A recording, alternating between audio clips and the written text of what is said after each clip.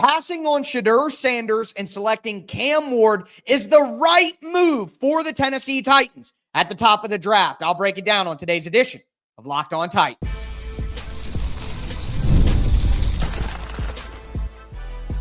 You are Locked On Titans, your daily Tennessee Titans podcast, part of the Locked On Podcast Network, your team every day. Welcome to the Locked On Titans podcast. I am your host, Tyler Rowland. Titans fans, today's show is the quarterback episode of our 2025 Locked On Titans NFL Draft preview. We're going to talk all quarterbacks in the draft that aren't Cam Ward. I'm going to go over why Cam Ward is the better selection and better option for the Tennessee Titans. We'll talk about why they need to pass on any late round backup options. Also, the Tennessee Titans are having a visit with a veteran free agent offensive tackle. I'm going to tell you what that all means. Before I dive into today's show, breaking down the quarterbacks in the NFL draft, do want to remind you that I'm going to be putting out my full, it's basically an hour-long video breaking down Cam Ward as a prospect on the Tic Tac Titans film channel. That's going to be out on 8 p.m. Eastern time on Tuesday night. I hope you guys will go check that out. I put a ton of effort into that video. Again, it's about an hour long going over everything that makes Cam Ward special.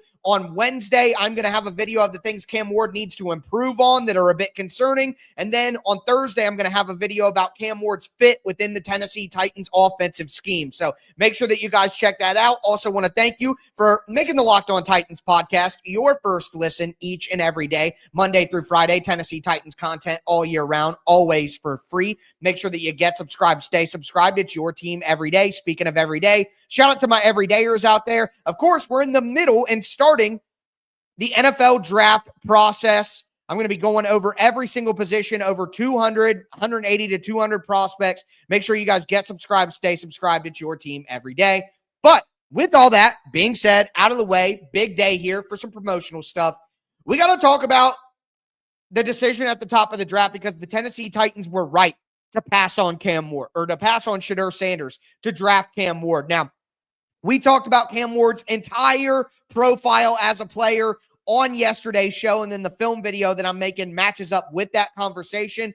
But those are the things that you need if you're going to take a quarterback number one overall, because the reality is Shedeur Sanders just doesn't have some of the characteristics that you would need if you were taking a quarterback number one overall. Now, I think that Shedeur Sanders is a first-round player. I think he's going to go in the first round. I think he's going to be a starting quarterback at the NFL level.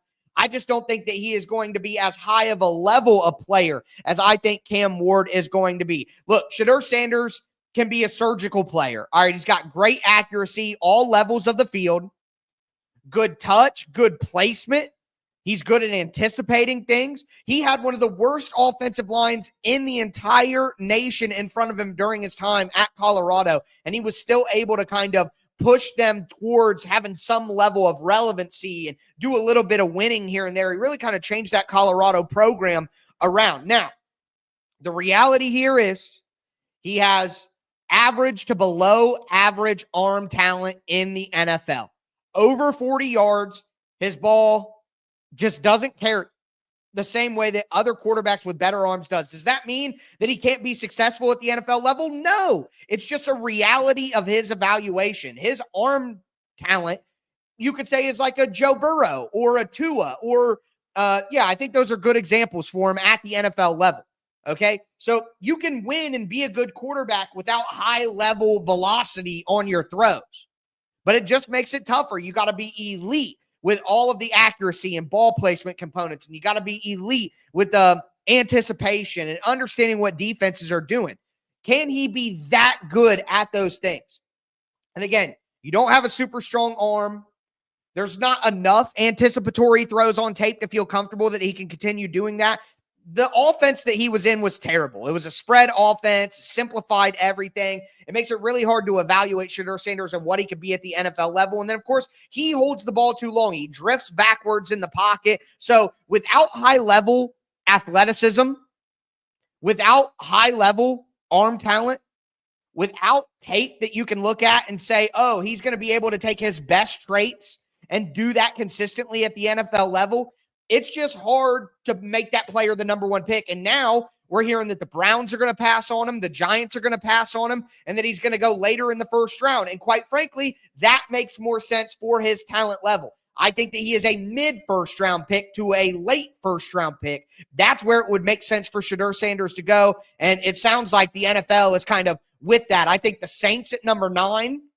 I think the 49ers, the Dolphins, maybe thinking a little ahead here. The Steelers, man, I hope he goes to the Steelers. That makes a ton of sense. You look at a team like the Los Angeles Rams, a little bit lower. And if he gets into the 20s somehow, now the Giants or the Browns can trade up from early in the second round to go get Shedeur Sanders. So it's the right move for the Tennessee Titans to pass on Shedeur Sanders, but I still think he can be a solid player in the NFL. Going a little bit later in the first round, I think, would be good for Sanders going forward in his career. Now, there were other options that I think could go pretty high in the draft. I mean, Jackson Dart out of Ole Miss makes a ton of sense. So Jackson Dart is a guy, great physical talent. He's a good athlete. He's got a really strong arm, 6'2", 220 pounds, size, traits. He's got stuff that you would look for. I wouldn't say that he plays similar to Will Levis, but when you look at him, he's a guy who maybe he scares you with his decision-making on the field. Also, Ole Miss's offense, not very similar to an NFL offense. Look, I don't even think that Jackson Dart has as good of an arm as Will Levis does. It's a good arm. It's better than Shedeur's, but it's not elite also. And again, very, very little of what he's done at Ole Miss you can watch on tape and be like, oh, that's an NFL looking thing. So good mobility, pretty good arm, good accuracy, the ball placement. He offers some cool stuff to his game like Cam Ward with some arm angle stuff. But the reality is he takes a ton of sacks when he gets pressured. Not a guy who's gone past one read a ton because of the offense that he's in. So I think Dart is a late first-round guy, an early second-round guy. That's where he'll get drafted. But me personally, I'm not super high on Jackson Dart. And then Jalen Milroe is the other guy who I think could sneak into the first round. And that's the only – after that, I'm sorry, there's no way that the other guys on this list are going to sneak into the first round. I do not buy it. I think that Ward goes number 1, Sanders goes in the first round, Dart goes late first round, and then Jalen Milroe accepted an invite to the Combine to be there for the first round. Jalen Milroe thinks he's going first round? I mean, look, Jalen Milroe, 6'1", 217, would be a top 3 running quarterback in the NFL immediately. Immediately would be a top 3 running back quarterback as a runner in the NFL. He's got a high level arm, played in a, good offense at Alabama, doesn't take a lot of sacks, or got better at it, I guess, is the way you want to put it. But he just doesn't see the field. The accuracy is terrible. The pro day was terrible. He doesn't have prototypical size. Playing at Alabama and being that up and down, it's just, with that supporting cast, you should be better. Jalen Milroe is basically Anthony Richardson project level.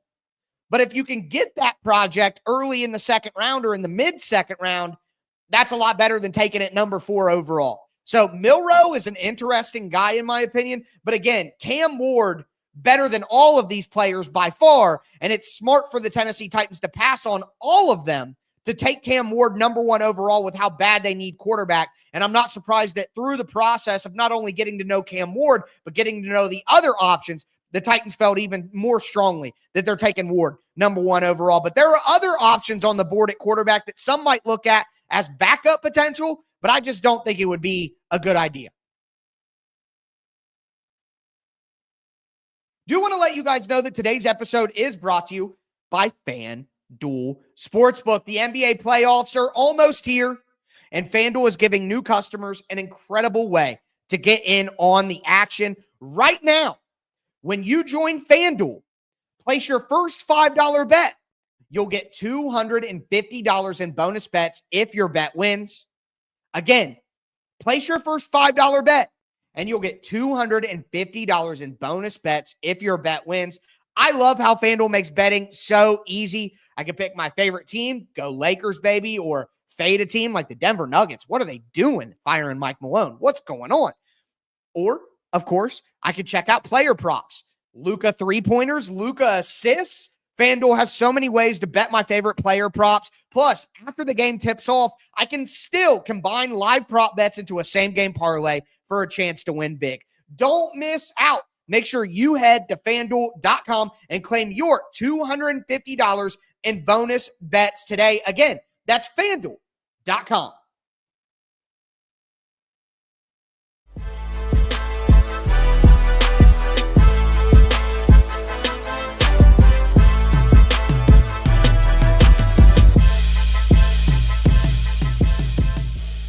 Titans fans, let's continue today's edition of the Locked On Titans podcast. It's our our second episode of the 2025 Locked On Titans NFL Draft Preview Series. Remember, we did a full episode on Cam Ward's scouting report yesterday. I'm going to have a film video up on the Tic Tac Titans YouTube channel that's an hour long, breaking down everything great about Cam Ward on tape.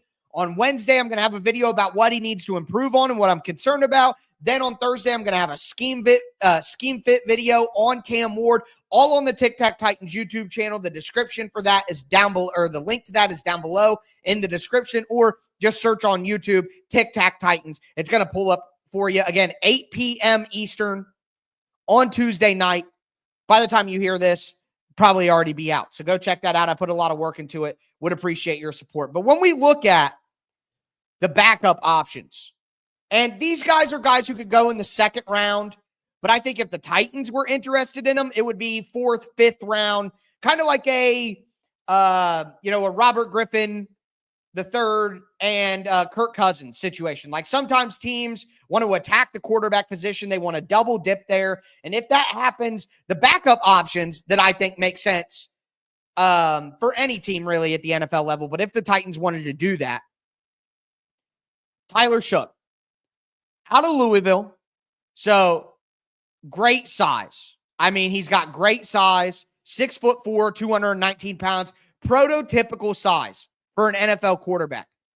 Cannon arm, 50, 60-yard throws. He could be accurate down the field, gets rid of the ball, doesn't take a lot of sacks.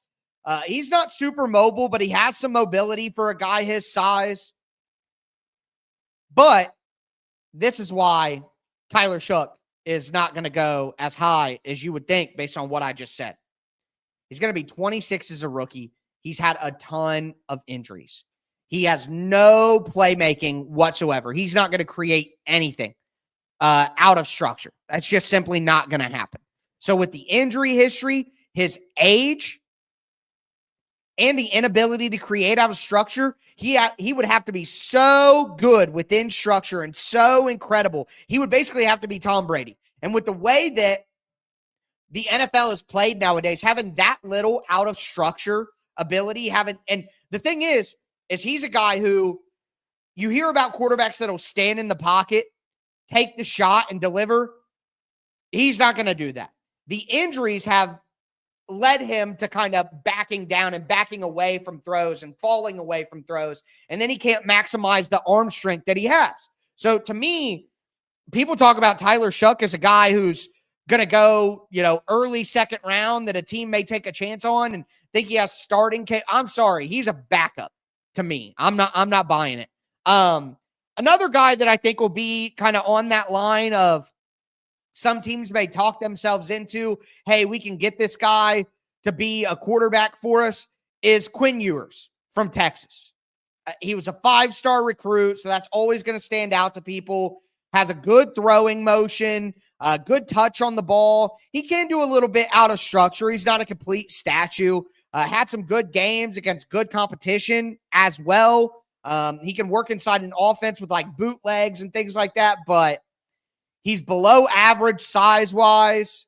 Hasn't had any consistent play basically throughout his entire career. Ball security is a huge issue. I mean, he had 12 interceptions and 21 turnover-worthy plays last year. Doesn't have great arm strength either. So, to me, Quinn Ewers is not a starter at the NFL level. He's had injuries as well. Quinn Ewers is a backup. If the Titans took Quinn Ewers on day 3 of the draft, I would at least understand it. He could be your backup for Cam Ward, but I just don't think that makes a ton of sense for the Titans to go out and put 2 of their limited draft picks. If they were a team that felt more secure about the rest of the roster, then maybe you could use a pick on a high-level backup quarterback that you can develop behind your number 1 pick. But that's just too many resources for quarterback to make sense, in my opinion.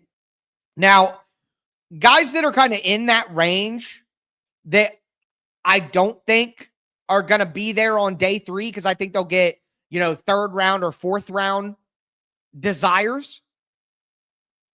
Kyle McCord. So look, I don't like Kyle McCord very much. I saw him play at Ohio State in 2023. I don't think he has high-level traits. I don't think he's going to be a starting quarterback at the NFL level. I think he could be a solid backup. You know what I mean?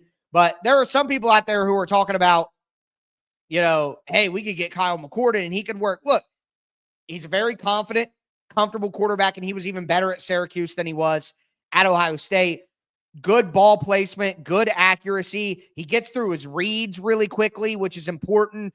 Throws with anticipation. He'll really anticipate and throw it in there. He plays with toughness. He's willing to stand in and get the ball out of his hands. That's great. The reality is he makes a lot of turnover-worthy plays. The ball security is not good. He can lock onto targets. Sometimes he doesn't want to pull the trigger on certain throws. Doesn't really respond to pressure very well. So with all of that stuff in mind and not having, high-level physical traits, he's a guy who's aggressive with the ball while not having great traits. I'm sorry, that's a dangerous mixture to me. Kyle McCord kind of reminds me of Mason Rudolph. That's what I kind of see there.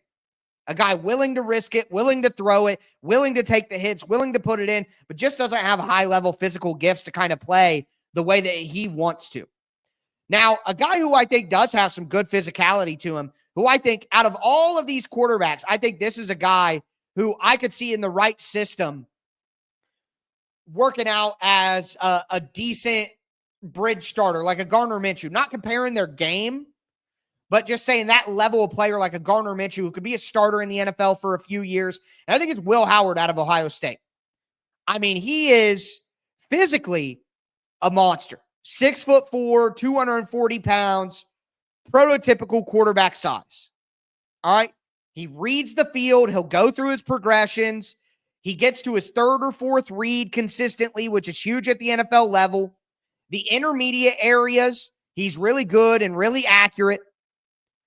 Gets through the pass. Doesn't have a high-level arm, but it's an average arm that can get things done. He gets rid of the ball. He can shake off some pressure in the pocket.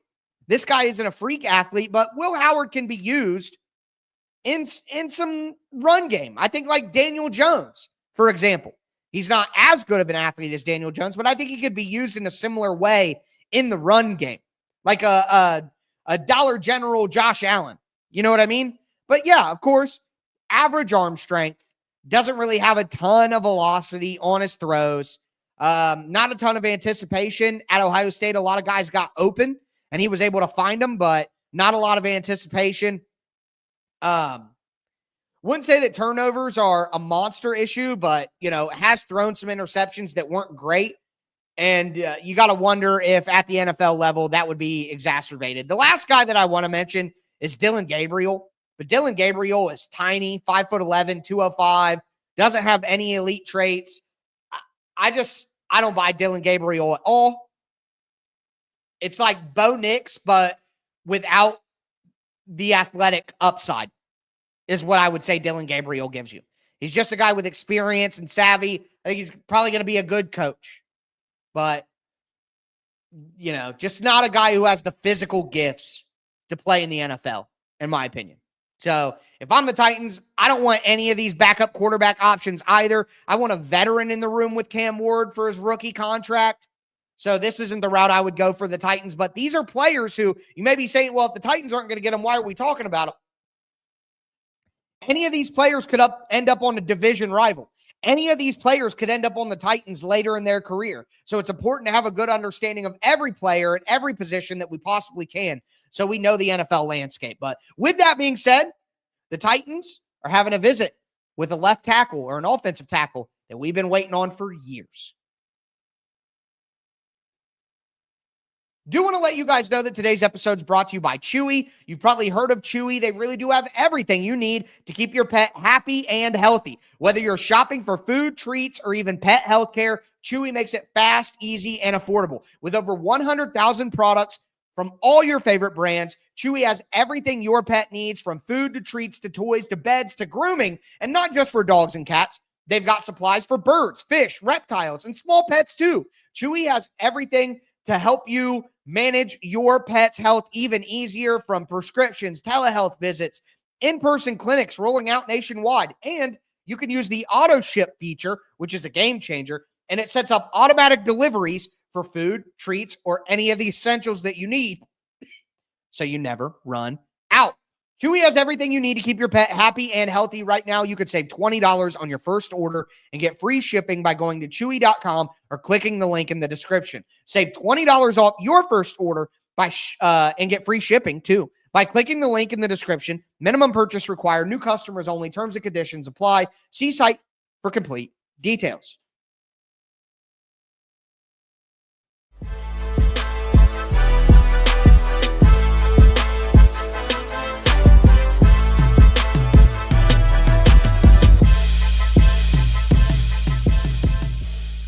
Titans fans, let's cap off today's edition of the Locked On Titans podcast. We talked about the top quarterbacks in the draft. We talked about the mid-tier quarterbacks, or the mid to low-tier quarterbacks in the NFL draft. I got to be honest with you guys. Outside of the quarterbacks we've talked about so far, Cam Ward, Shedeur Sanders, Jackson Dart, Jalen Milroe, Quinn Ewers, Tyler Shough, Will Howard, Kyle McCord, Dylan Gabriel, and even I would put Dylan Gabriel in this conversation. I don't think any of the other quarterbacks should get drafted. Curtis Rourke, Max Brosmer, Brady Cook is awful, okay? Riley Leonard, Graham Mertz, Seth Hennigan. None of these dudes should be drafted, period.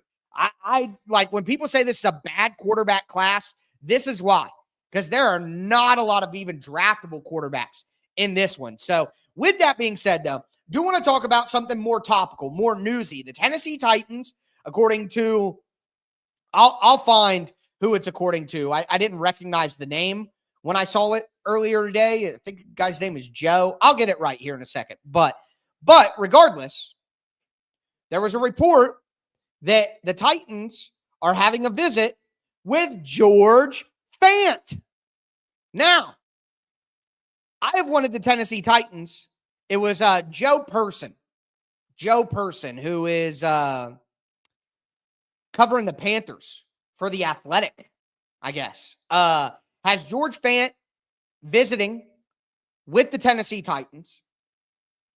And look, I think this is an excellent decision by the Titans. So they need a veteran swing tackle. You're going to have Latham at right tackle. You're going to have Moore at left tackle. Who's going to be the backup tackle? Now, some people have mentioned Hance, who the Titans signed. Blake Hance. But Hance, in my opinion, is more of an interior offensive lineman. He can play a little tackle. He's 6'5". But Hance, to me, was a guy, hey, this is our backup interior offensive lineman that is going to compete with a guy like Corey Levin, with a guy like Andrew Rupsich. And that way, if we don't find good value on an interior offensive lineman in the draft, then we have Hance as our primary backup guard. And again, I think the Titans want to be bigger on the offensive line and defensive line going forward. So a 6'5" former tackle who plays guard, that's probably what the Titans are looking for. But that still leaves them without a good swing tackle. And right now it would be NPF or it would be Jalen Duncan. And I'm sorry, but NPF should not be on this team for much longer. The Titans could save $3 million by cutting NPF. And NPF's cap hit this season is $3.3 million. There is no way in the world that you can let NPF be worth $3 million on your cap. Why don't you cut NPF, save the $3 million, and then instantly use that $3 million on a low veteran deal for George Fant? That's what you need to do. The Titans need a veteran swing tackle Because who knows if they're going to find proper value at offensive tackle in the draft? Who knows if they're going to find proper value at interior offensive line in the draft?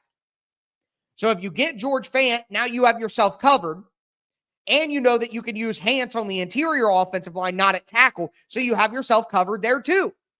And if you do find good value on a rookie, you could still take him and let him battle with that veteran, create competition on the roster. And that's at offensive tackle or interior offensive line. I'm more inclined to go after interior offensive line because Kevin Zeitler is 35 years old and you're going to need to replace him after the year. So doing that a year ahead by taking an interior offensive lineman early, Lloyd Cushenberry's coming off an Achilles tear. Is he going to be the same? Those are all fair questions to ask. And the Tennessee Titans better have answers to those questions if those questions arise. Also, the Tennessee Titans are going to have a rookie number 1 pick at quarterback. You have to protect him. So even if you have Moore, Latham, Fant, and Charles Grant in the 3rd round or 4th round, even if you have Skoronski, Zeitler, Hant, and Wyatt Millum, Donovan Jackson, Miles Frazier, even if you go with one of those guys and you have a surplus, so what? This team absolutely could use a surplus of decent offensive linemen. So when injuries inevitably happen, you're still covered and you still have a good offensive line. That should be the goal for the Tennessee Titans. Stack the offensive line without any reservations whatsoever. If that means having 4 interior offensive linemen and 4 tackles, all going into training camp thinking they're going to make the roster, then great. That's the kind of competition that makes a football team better. So I'm all over that. So please bring in George Fant. I wish it would have happened 2 years ago so he could have played over NPF. I wish it would have happened last year so he could have played over NPF or Jalen Duncan or John Ajuku. Or it should have happened years ago. So I'm perfectly fine with doing it now. Titans having a visit with George Fant. If the signing happens, I'll be here to break it down with you guys. But that's going to do it for our quarterback breakdown of the NFL draft. Remember, Cam Ward film breakdowns all week at Tic Tac Titans on YouTube. What makes him special, what needs to be cleaned up, how he fits in the scheme. 3 videos. Worked really hard on them. Would appreciate some support on those. You guys should go check those out. Again, 8 p.m. Eastern time on Tuesday night for the good video of what Cam Ward brings to the table, what makes him special. Then Wednesday, noon, 4 p.m. time. Thursday, noon, 4 p.m. time. The other videos will come out. But that's going to do it for me today, folks. As always, I am your host, Tyler Rowland, and this was Locked On Titans.